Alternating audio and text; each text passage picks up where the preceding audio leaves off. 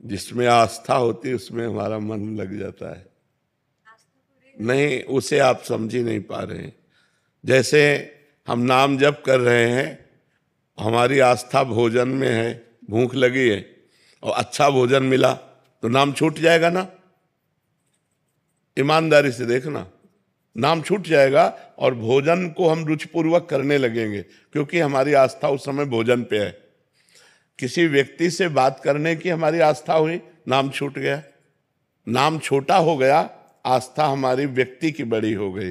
रुपया गिनने, रुपया कमाने, रुपया या मित्र या सुहृद या खान पान या भोग, इन वृत्तियों में हमारा भजन क्यों छूट जाता है?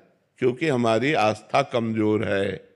हम भगवान को महत्व उतना नहीं देते जितना भोजन को महत्व दे देते हैं, जितना रुपये को महत्व दे देते हैं। नहीं, भागवत में लिखा है कि वो महान भागवत है जो त्रिभुवन की राजलक्ष्मी देने पर आधे पल के लिए भी प्रभु का विस्मरण न करे। यहाँ तो 10-5 हजार रुपये में भगवान को भूल जाएंगे, अच्छे भोजन में भगवान को भूल जाएंगे, अपने रिश्ते नातेदार के मिलने पर भगवान को भूल जाएंगे।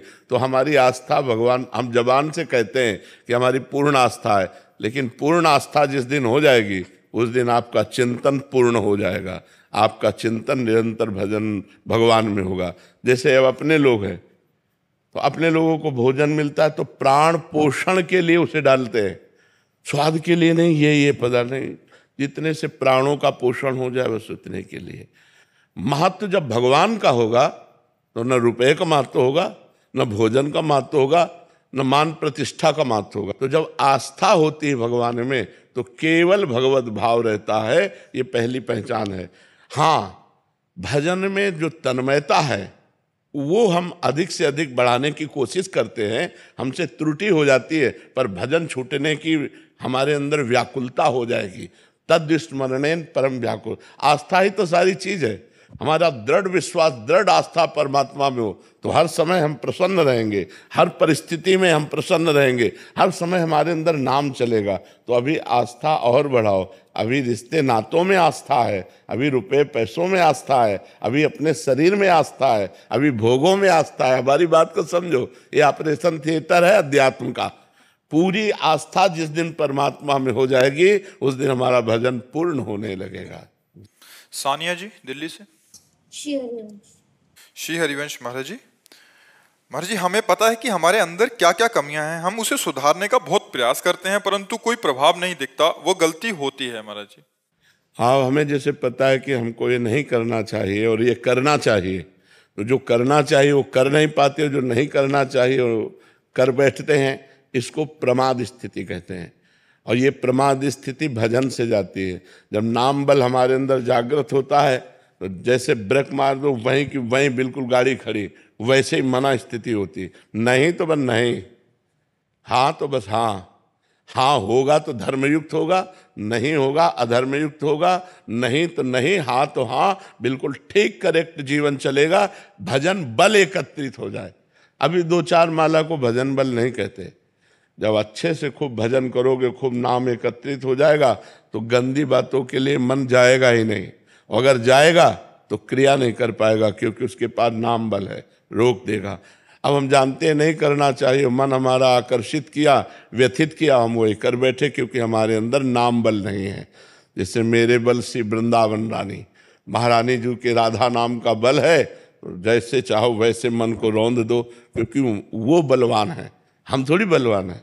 हमारे बल से मन नहीं रुकने वाला, उनके बल से रुकेगा। तो जब हम प्रभु के आश्रित होते हैं और खूब भजन करते हैं, साधन करते हैं, तब हमारे पास अध्यात्म बल होता है, भागवतिक बल होता है। भागवतिक बल से मन को रोका जा सकता है, नहीं तो भाई बहुत ही मन की गति चंचल है और ये बहुत ही प्रमथन स्वभाव वाला है, व्यथित करके जबरदस्ती अपनी बात करवा लेता है। अगर इसे रोका जा सकता है तो भजन बल से रोका जा सकता है। भजन बल ही समस्त दुखों के अंत का उपाय है। हमारे हर प्रश्न में भजन है, क्योंकि भजन के बिना कुछ नहीं है। जैसे इसने बताया कि आप कहते हैं भजन के बिना सब बकवास है, तो सब बकवास है। अगर आपके अंदर जितना भजन है उतने आपकी आध्यात्मिक उन्नति है, लौकिक उन्नति है। और अगर भजन नहीं है तो लौकिक उन्नति होते हुए भी आपके पास कुछ नहीं है। आप बड़े पदाधिकारी हैं, आप करोड़ अरबों रुपया जमा किए हैं, लेकिन मरेंगे तो आपका पद जाएगा क्या? आपके साथ करोड़ों अरबों रुपया जाएंगे क्या? बेकार हो आप, कुछ नहीं हो। और अगर राधा राधा 100 बार जपे हो तो 100 राधा नाम तो तुम्हारे भगवान के बैंक में जमा है। तो भगवान नाम जप ही हमारा परम धन है, भगवान नाम जप ही हमारा परम बल है। जिस बल से जो नहीं करना चाहिए वो हम नहीं करेंगे, और जो करना चाहिए वो हम करेंगे। प्रमाद स्थिति का नाश भजन से होता है। गणेश जी, राधे राधे महाराज। राधे राधे महाराज जी। महाराज जी, जिस प्रकार आपने कहा कि भगवत प्राप्ति होने के बाद पीछे के 7 और आगे की 14 पीढ़ियां तर जाती हैं महाराज जी, इसमें कह रहे हैं कि अगर कोई परिवार का दुराचारी भी हो तो वो भी, हाँ, सरकारी जो नियम है वो नियम तो लागू होगा। अब जैसे किसी आर्मी की जवान की शहीद हो जाता है तो उसकी पत्नी को आजीवन पैसा मिलता है और उसकी बात सुनी जाती है, उसकी सुख दुख की तकलीफ सरकार सुनती है। तो हमारी सरकार कम से कम एक पीढ़ी का तो उद्धार कर ही देती है, दुख सुख का व्यवस्था सब। तो हमारे भगवान हैं वो तो, ये तो भारत देश एक राष्ट्र है, वो तो अनंत ब्रह्मांडों के स्वामी हैं। अगर कोई उनको प्राप्त कर गया तो 21 पीढ़ियां उतार देते तो उनके लिए कोई बड़ी बात है क्या? सही का निशान लगा दिया, चाहे जितना बड़ा दुराचारी हो वो उसका कल्याण हो जाएगा, क्योंकि उनके परिवार में एक भगवान का भक्त हुआ। जैसे प्रहलाद जी, अब उनके 21 पीढ़ियां तो थी नहीं, प्रहलाद जी की 21 पीढ़ियां नहीं थी, क्योंकि ब्रह्मा जी, कश्यप और हिरणाक्ष हिरण्यकश्यप, इतनी पीढ़ी थी। ब्रह्मा जी और ब्रह्मा जी से कश्यप, और कश्यप अदिति से, और कश्यप दिति, इन्हीं से देवता और दैत्य प्रकट हुए। जो कश्यप अदिति, इनसे देवता, और कश्यप दिति से दैत्य प्रकट हुए। कश्यप जी ब्रह्मा जी से प्रकट हुए, ब्रह्मा भगवान से प्रकट हुए। 21 पीढ़ी आई नहीं। तो जब प्रहलाद जी को भगवान गले से लगाए तो प्रहलाद जी ने कहा हमें एक सोच है। बोले क्या? बोले मेरे पिता ने सदैव आपका द्रोह किया है, हरिद्रोही रहा है, और मुझे आपका भक्त जानकर मेरे से द्रोह करता रहा, तो उसकी दुर्गति तो नहीं होगी।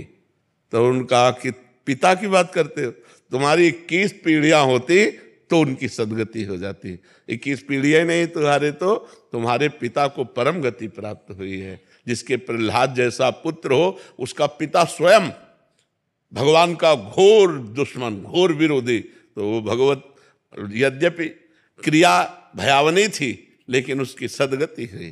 तो 21 पीढ़ियां तार देना, भगवान तो संकल्प कर ले तो पूरे ब्रह्मांड को तार दे, श्री कृष्ण संकल्प कर ले तो ब्रह्मांड को तार दे। 21 पीढ़ियां क्या चीज होती, चाहे जितना दुराचारी उसकी पीढ़ी में रहा हो वो भगवत प्राप्त हो जाएगा, यदि एक भगवान का भगवत प्राप्त महात्मा हुआ हो। ये 2-4 माला घुमाने वालों की बात नहीं कर, भगवत प्राप्त महात्मा प्रकट हो गया जिस कुल में, हाँ, नाम प्रसंग कहे तो उपदेश, जाया धर्म धन्य सो देश, धन्य सो कुल जे जन्म भयो, धन्य सो तात, धन्य सो माय, संतत सकल सुनो चितलाय, श्री हरिवंश प्रताप जस। जो भगवान का नाम जपने वाला बालक जिस कुल में पैदा हुआ, वो देश धन्य, वो गांव धन्य, वो पिता धन्य, वो माता धन्य, सब धन्य हो जाते हैं। पर ईमानदारी से भजन करने वाला हो, दंभ पाखंड नाटक की बात नहीं है।